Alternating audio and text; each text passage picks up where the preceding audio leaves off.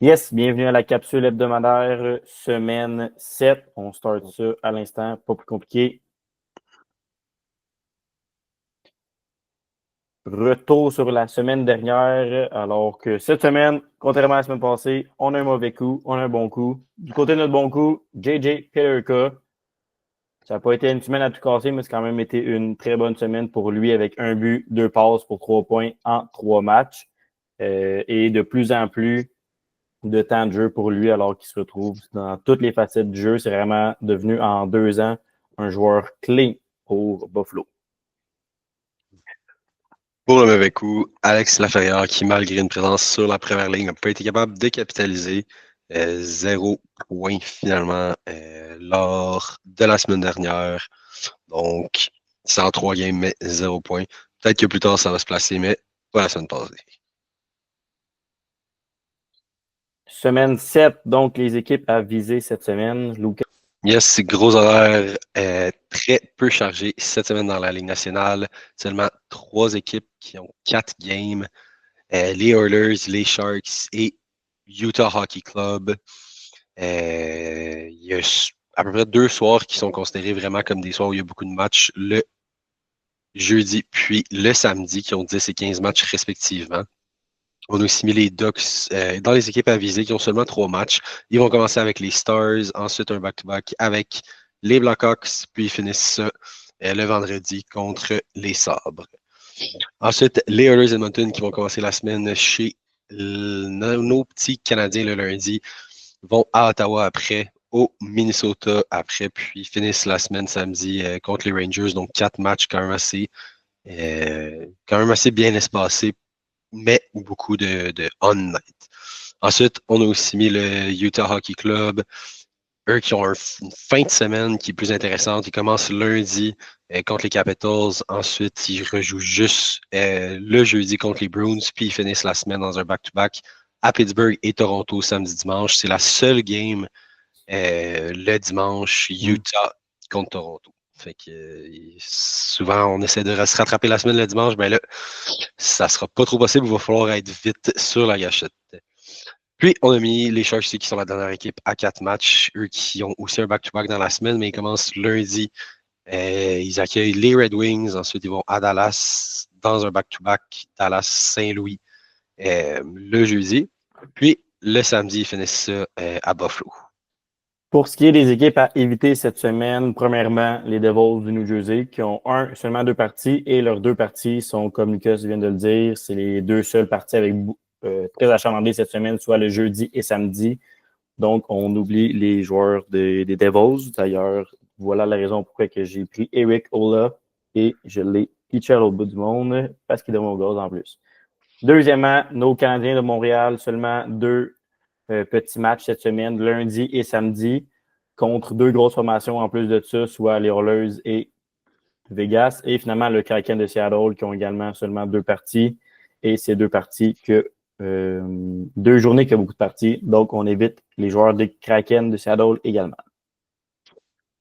Pour ce qui est de nos must-have cette semaine, on commence ça avec justement un joueur qui est dans une formation avec 3 off-night, soit Troy Terry.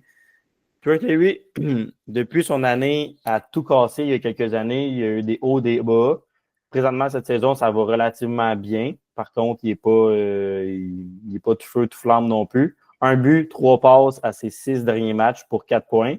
Un temps de jeu moyen environ à 19-20 minutes. Donc, c'est quand même excellent pour un gars qui joue sur la deuxième ligne, le premier PP. Seulement 22% rostered sur Yahoo présentement, ce qui m'étonne. Puis, ce qui est intéressant avec Troy Terry, c'est qu'il est éligible au centre et à l'aile droite.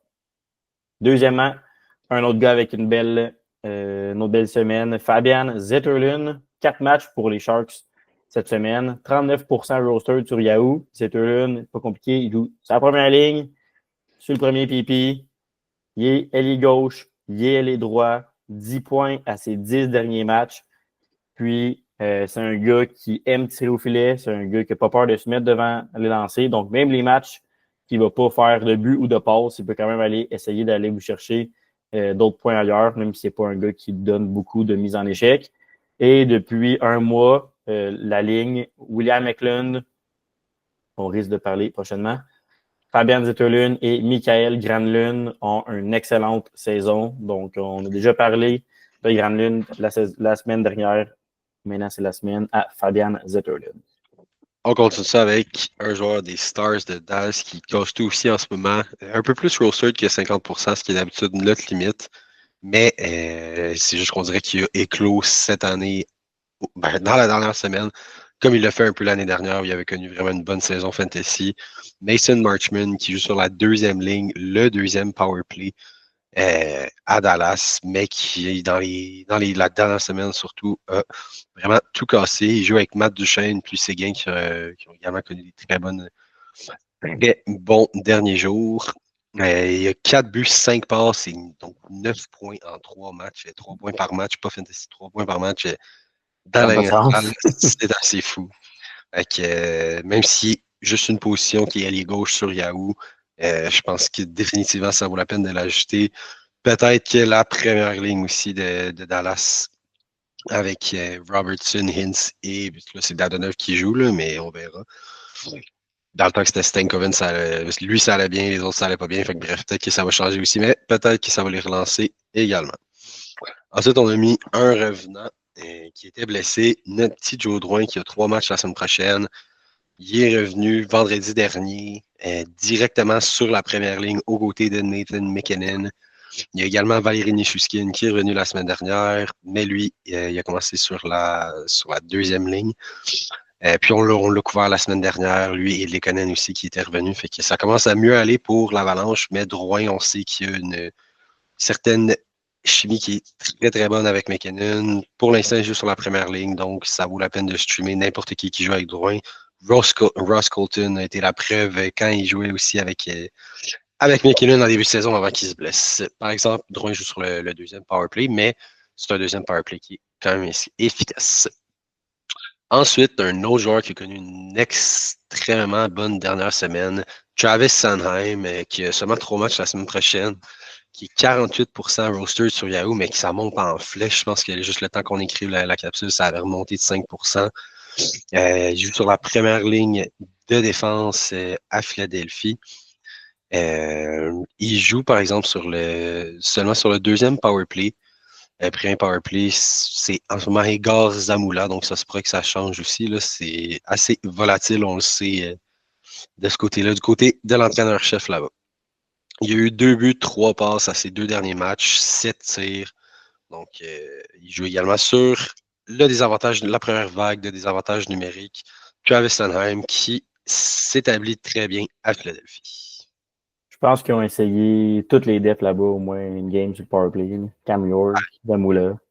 Pour les joueurs qu'on doit garder l'œil ouvert, on commence ça avec Nick Schmaltz. Nick Schmaltz, il n'a vraiment pas une année à tout casser. La seule et unique raison pourquoi il est dans cette liste-là, c'est vraiment qu'on aime le potentiel de ce joueur-là. On aime le fait qu'il soit sur la première ligne.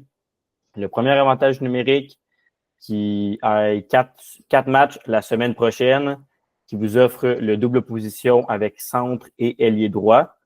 Donc, malgré le fait qu'il y ait 1 point à ses 6 derniers matchs, on ne vous dit pas de sauter sur ce joueur-là. Encore une fois, comme on se répète depuis dans d'autres capsules, dans garder l'œil ouvert, c'est vraiment des joueurs où est-ce que le potentiel peut être élevé, mais que le risque peut aussi être élevé. Donc, Nick Schmaltz, notre premier joueur.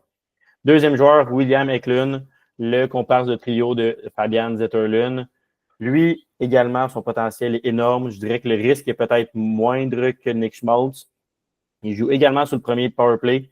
La première ligne, seulement 15% roster sur Yahoo pour un gars qui a eu 4 passes à ses 3 derniers matchs. Donc, c'est pas le scoreur du trio.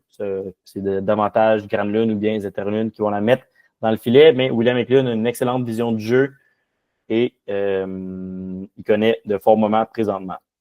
Troisièmement, Jonathan Lekkerimäki. Ils viennent tout juste de commencer son parcours dans la LNH. Par contre, les Canucks commencent ça en grand avec la première ligne d'avantage numérique, le premier trio. À date, il a juste joué 4 games depuis 2 semaines. Il y a 1 but, donc seulement 1 point dans la LNH. on ne vous dit pas pogner les Kerimaki pour gagner votre semaine. Mais si vous êtes une ligue à 14 équipes, par exemple, que vous avez plusieurs joueurs, que vous n'avez plus vraiment qui prendre, que le Kerimaki est disponible, prendre un joueur de même qui joue sur le premier avantage numérique et sur le premier trio avec un flair offensif énorme peut toujours vous faire gagner une semaine qu'on ne s'en attendait pas. Donc, Jonathan Lekemarki, bienvenue dans le show, mon gars. Ensuite, un autre, entre guillemets, revenant, John Gibson, qui, de ce qu'on voit dans les derniers jours, ben, est revenu de sa blessure, mais également qui potentiellement a repris le poste de numéro 1 malgré Lucas Dostal qui a brillé dans son absence.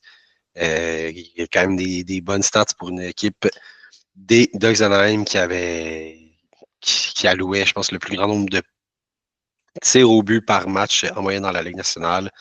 John Gibson, c'est pas pour les victoires comme à chaque année que c'est un joueur qui est intéressant à cibler dans le fantasy. C'est pour le volume de tirs au but qu'il reçoit. Donc, même si c'est pas toujours à chaque soir qu'il va aller chercher la victoire, comme dit, si vous avez les ligues qui comptent les arrêts, ce qui est habituellement le cas en fantasy, c'est là que sa valeur peut revenir très intéressante, dépendamment de comment il va partager le filet avec Lucas Dostal. Donc, c'est pour ça qu'on dit que c'est intéressant à long terme à regarder. Puis, on finissait avec Michael Kesselring, qui a 4 matchs la semaine prochaine. Seulement 13% roster sur Yahoo. Je pense que ce qui a pu profiter vraiment, en fait, ce qui fait qu'on le met là présentement, c'est que Sean Durzi est blessé. Donc, il a un peu repris la position de Durzi. Il joue sur la deuxième ligne en ce moment, sur le deuxième power play. Il y a un but, 2 passes en 4 matchs, mais 14 shots au but également. Kesselring qui, je pense pas à long terme, est là pour briller ou être le joueur qui va sauver votre fantasy. Mais dans les ligues où les défenseurs se font très, très, très rares, ben, ça peut être assez intéressant. Présentement, juste à 55, il joue avec Youssouf Limaki. Donc, ça, c'est pas un duo à tout casser. Quand John Marino va revenir aussi, on verra ce que ça va donner. Mais pour l'instant, avant que Sean Durzi revienne, puis c'est pas pour tout de suite, ça peut être intéressant de regarder Michael Kesselring. Kesselring. Bon, ben, c'est ce qui complète la capsule de cette semaine, semaine 7. On se voit la semaine prochaine pour la capsule de la semaine 8. Thank you, Lucas, et bonne journée. Good night.